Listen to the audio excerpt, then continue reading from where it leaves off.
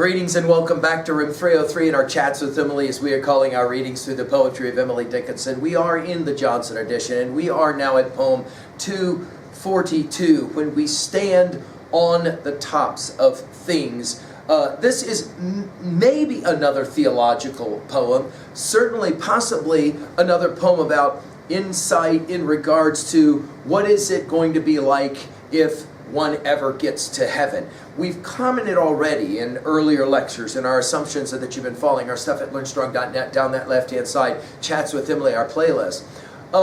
We've already kind of commented on the strange dance that Emily does with her religious upbringing and the theological back and forth, push and pull. That really will be, I think, a part of her entire life's work.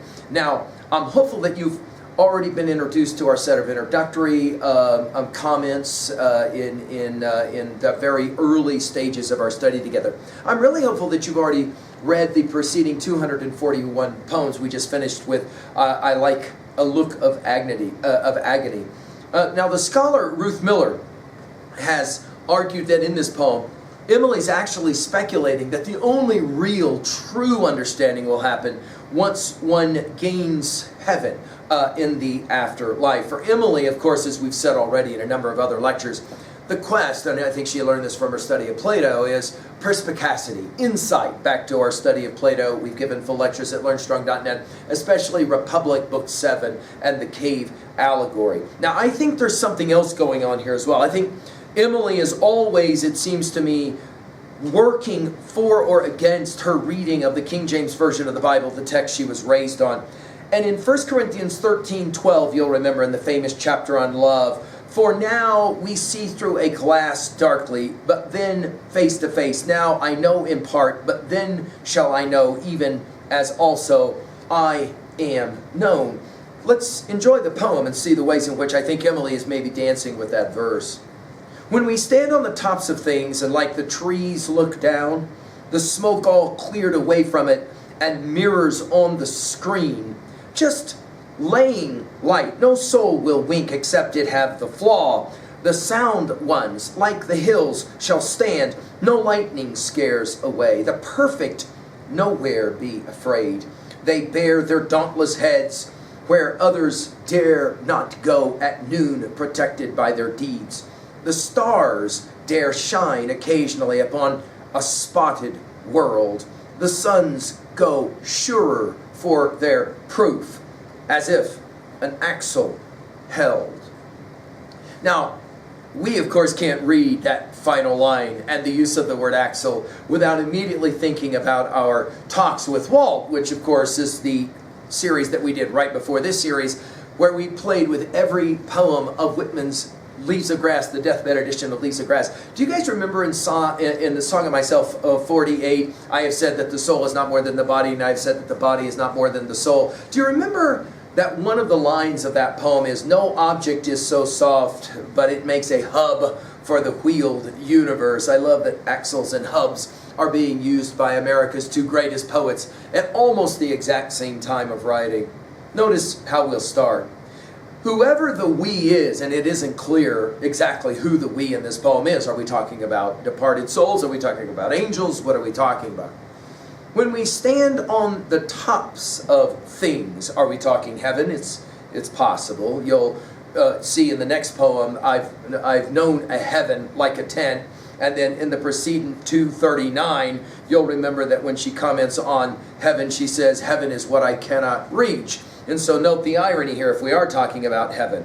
And then she says, "And like the trees," notice the simile, "look down." In other words, it's a matter of perspective. And I think that, you can read this poem without the theological layering, obviously, and say, there comes moments in our life when we figure stuff out. Consider that first line, for example, of Emerson's Self-Reliance, when he makes that observation that there comes a time in every person's education when they kind of come to this realization that imitation is suicide and all of that. We've given full lectures on that as well at learnstrong.net. And like the trees, look down, the smoke all cleared away from it, and mirrors on the screen. Now, I think this mirrors here is the giveaway, and I think Emily loves to do this kind of thing.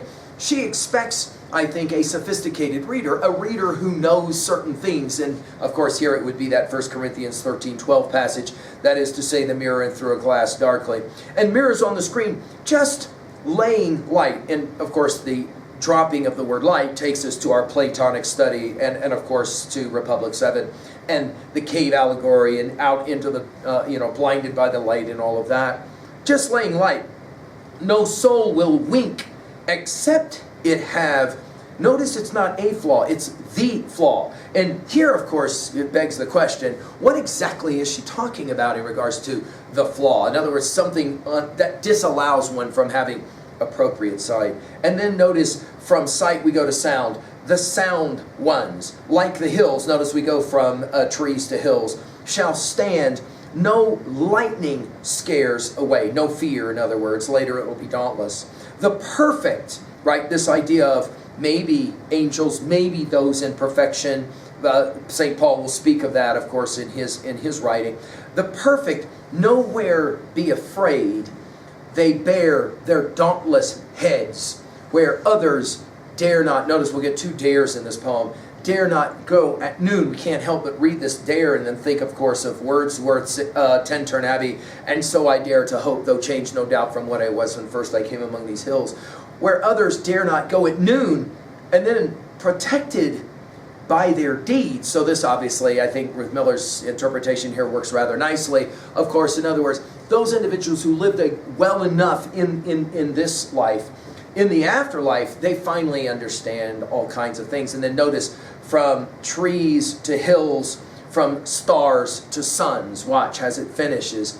The stars dare, we're back to dare, shine occasionally upon a spotted world. Now again, you read a word like spotted, which by the way she uses in 10 poems. It's fascinating, her use of this word.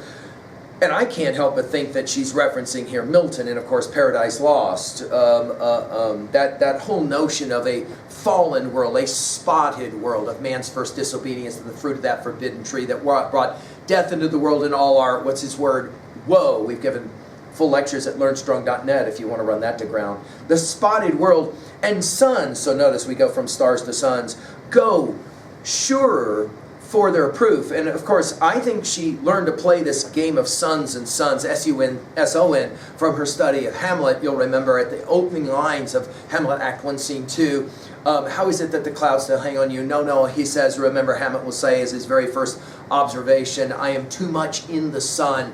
And of course, we can talk about sunburn versus S-O-N burned. It's interesting the way she'll play a game like that here.